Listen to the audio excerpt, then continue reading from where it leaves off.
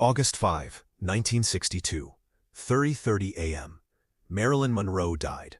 August 8, 1962, 10 a.m. Housekeeper Eunice Murray was cleaning Marilyn's bedroom. Under the pillow she found an envelope, sealed, addressed, "To whoever needs this most." Inside was $10,000 cash and a letter that would save 12 families. August 8, 1962, Wednesday morning, 10 a.m. Brentwood, Los Angeles, 1230 Moave, 5th Helena Drive. Marilyn Monroe's house. 3 days after her death, the house was quiet. Too quiet. The kind of silence that presses on your chest. Eunice Murray, 59 years old, Marilyn's housekeeper, moved slowly through the rooms, cleaning, organizing, trying not to cry. She'd found Marilyn's body 3 days ago, called the police, watched them take her away, and now she was cleaning the bedroom where Marilyn had died. The bed was stripped, the sheets gone, evidence, but the room still smelled like Marilyn. Chanel No. 5. Books. Life. Eunice picked up the pillow, to put it in the closet. Something fell out. An envelope, white, sealed with wax. On the front, in Marilyn's handwriting, "To whoever needs this most." Eunice's hands trembled. Should she open it? Was it private? Was it a suicide note? She sat on the edge of the bed, stared at the envelope. Finally, she broke the seal. Inside, a letter. Handwritten, 4 pages, and something else. Cash, $100 bills, a lot of them. Eunice counted. $10,000. Her breath caught. That was a fortune. In 1962, that was a house, a car, a life. She began reading the letter. "To whoever finds this, my name is Marilyn Monroe. If you're reading this, I'm probably dead. I know that sounds dramatic, but I've been thinking about death a lot lately. Not because I want to die, but because I know, none of us know when we'll go. So I'm writing this, just in case. The money in this envelope is $10,000. I've been saving it, little by little, from movies, from photo shoots, from everything. I want you to use it, but not for yourself. Use it for people who need it more. I grew up with nothing. Orphanages, foster homes, cold nights, empty stomachs, nobody helping. So I promised myself, if I ever had money, I'd help people like me, people who have nothing, people who need a chance. Please find 12 families, families struggling, families about to lose their homes, families with sick children, families who need hope. Give each family, 833. Don't tell them it's from me. Just say, someone who understands. And if there's money left over, use it for orphanages, for kids like I was, so they know, someone cares. I don't know when you'll find this. Maybe tomorrow, maybe years from now. But whenever it is, thank you for finishing what I started. Love, Marilyn Monroe. P.S. If I'm not dead and you found this, surprise, awkward, please put it back and pretend you didn't see it." Eunice finished reading, tears streaming down her face. She looked at the money, the letter, the date on top, July 29th, 1962. 1 week before Marilyn died. She'd written this, put it under her pillow, just in case. And now Eunice had a mission. But fulfilling Marilyn's final wish wouldn't be easy, because Eunice Murray was just a housekeeper. She had no idea how to find 12 families who needed help. But she knew someone who did, and what happened next would create a secret legacy that lasted 63 years. August 8, 1962. Eunice sat in her small apartment, the envelope in front of her. $10,000. A letter. A mission. She picked up the phone, dialed. "St. Vincent's Church. How may I help you?" "Hello, this is Eunice Murray. Is Father O'Brien available?" "One moment." Father Michael O'Brien, 62 years old, priest at St. Vincent's Catholic Church in downtown Los Angeles. Knew everyone, helped everyone. "Eunice, how are you? I heard about Miss Monroe. I'm so sorry. Thank you, Father. I need your help." "Of course, anything. Can we meet? In person? It's important. Come to the church. Now." 3 p.m., St. Vincent's Church. Eunice sat across from Father O'Brien. She showed him the letter, the money. Father O'Brien read, slowly, carefully. When he finished, he removed his glasses, wiped his eyes. "Marilyn Monroe wrote this?" "Yes, 1 week before she died. And she wants us to give this money to 12 families, anonymously. She specifically said, don't tell them it's from me." Father O'Brien looked at the money, then at Eunice. "I know 12 families, right now, who need this desperately. Tell me." Father O'Brien pulled out a notebook, started listing. Family 1, the Rodrigues family. Father lost his job. 3 children, about to be evicted. Need $800 for rent. Family 2, the Washington family. Rosh Belbelt. Father O'Brien, The Washington Family, Washington Family, Washington Family. Mother has cancer, can't afford treatment, need $1,200 for medical bills. Family 3, the Chen Family, Washington Family, Washington factory accident. No insurance, need $900 for medical care and rent. Family 4, the O'Connor Family, Washington Family, Father O'Brien Family, Washington Family, Father Fart, Vuan Artuni, Father O'Brien Family, Washington Family, Father O'Brien Family, Washington Family, Father O'Brien Family, Washington Family, Washington Family, Favtrella, La Martinez Family, Washington Family, Favtrella, Favtirif Tarmal Siorvadi, Fratu Bale, to La Morse, Frav Tomri 4, Fraud Cantaravine, behind on utilities, need $750 to avoid having power shut off. Family 8, the Kowalski Family, father has heart condition, can't work, about to lose house, need $900 for mortgage. Family 9, the Patel Family, Washington Family, Father O'Brien Family, Washington Family, Father O'Brien Family, Washington Family, Father O'Brien Family, Fav Terrell, Fav Findolsi Fullis to them Tower. Son needs emergency surgery, no insurance, need all $1,100 for hospital bills. Family 12, the Santos Family, Washington Family, Father O'Brien looked up, that's $10,600, we're $600 short. Eunice reached into her purse, pulled out $600. I'll cover it. Eunice, Marilyn would have wanted it. She'd want all 12 families helped, not 11. Father O'Brien nodded. Then let's begin. Over the next 3 weeks, Father O'Brien and Eunice Murray visited 12 families. None of them knew about Marilyn. None of them knew the money came from a movie star who just died. They only knew someone cared. And what happened to those families would prove that Marilyn's final act was her greatest. August 10, 1962. Family 1, the Rodrigues Family. Father O'Brien knocked on the door. Small apartment, barrio. 3 children visible through the window. Mrs. Rodrigues opened the door, exhausted, scared. Father O'Brien? Hello, Maria. I have something for you. He handed her an envelope. What is this? Open it. She did.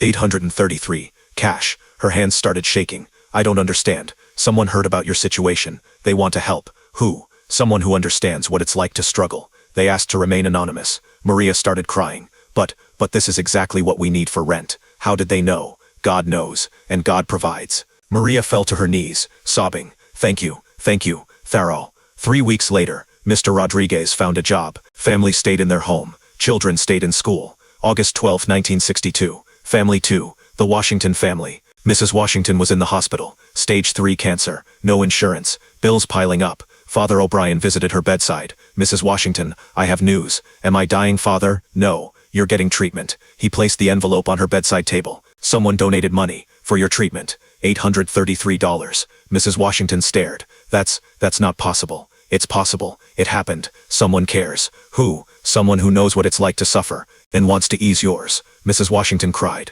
For an hour. From relief. From gratitude. From hope. 6 months later. Treatment successful. Cancer in remission. She lived another 23 years. By September 1st, 1962, all 12 families had received their money, and Eunice Murray sat with Father O'Brien in the church. We did it, she said. Marilyn did it. Father O'Brien corrected. We just delivered. What do we do now? We never tell. That was her wish. Anonymous. But people should know. She was kind. She was generous. She was private. And we'll honor that. Eunice nodded. Forever. Forever. They kept that promise. For 50 years. But in 2012, something happened that forced the truth out. And when the world learned about Marilyn's final gift, everything changed. For 50 years, nobody knew. Eunice Murray never told. Not to press, not to biographers, not even to her own family. Father O'Brien never told. Took the secret to his grave in 1989. The 12 families, they never knew it was Marilyn Monroe. They only knew, someone who understands. But then 2012, Eunice Murray was dying. She was 109 years old, in a nursing home, lucid but fading.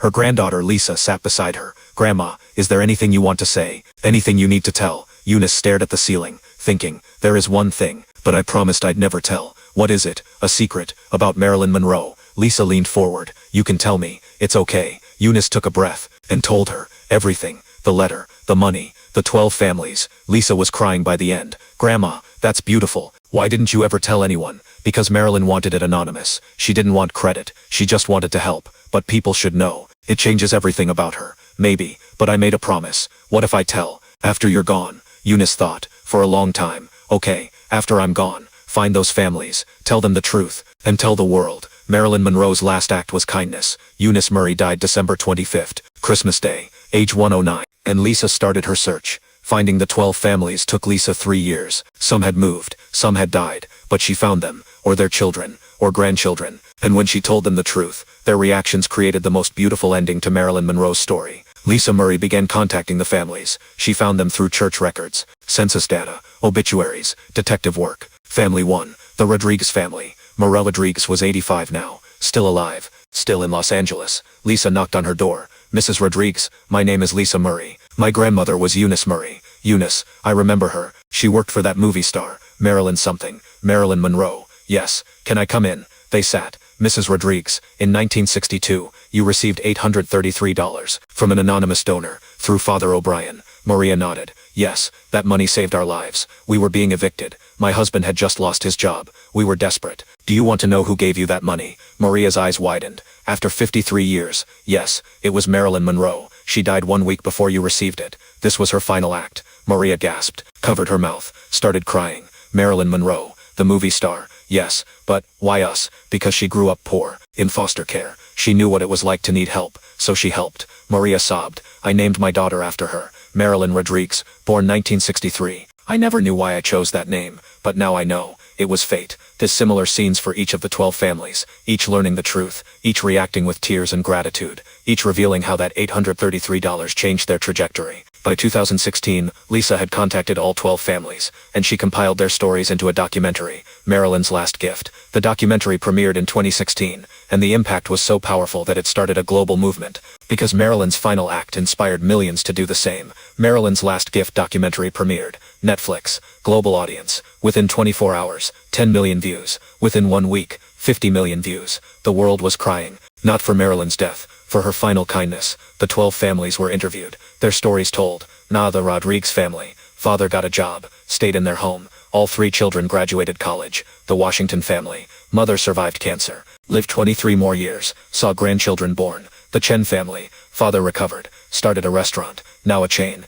worth $2 million. The O'Connor family. 6 children raised successfully, all became teachers, to honor the gift. The Martinez family. Daughter with polio became a Paralympic athlete, gold medal 1984. The Thompson family. Rebuilt their lives, started a charity for fire victims. The Kowalski family. Father recovered, started heart disease awareness nonprofit. The Patel family. Father learned English, became citizen, started tech company. The Murphy family. Mother lived 18 more years, 3 children all in healthcare now. The Lee family. Son survived surgery, now a surgeon himself, paying it forward. The Santos family. Got apartment, father found work, son graduated Harvard 1983. Every family said the same thing, that $833 didn't just pay a bill. It gave us hope. It showed us, someone cares, someone believes in us, and the ripple effect was staggering.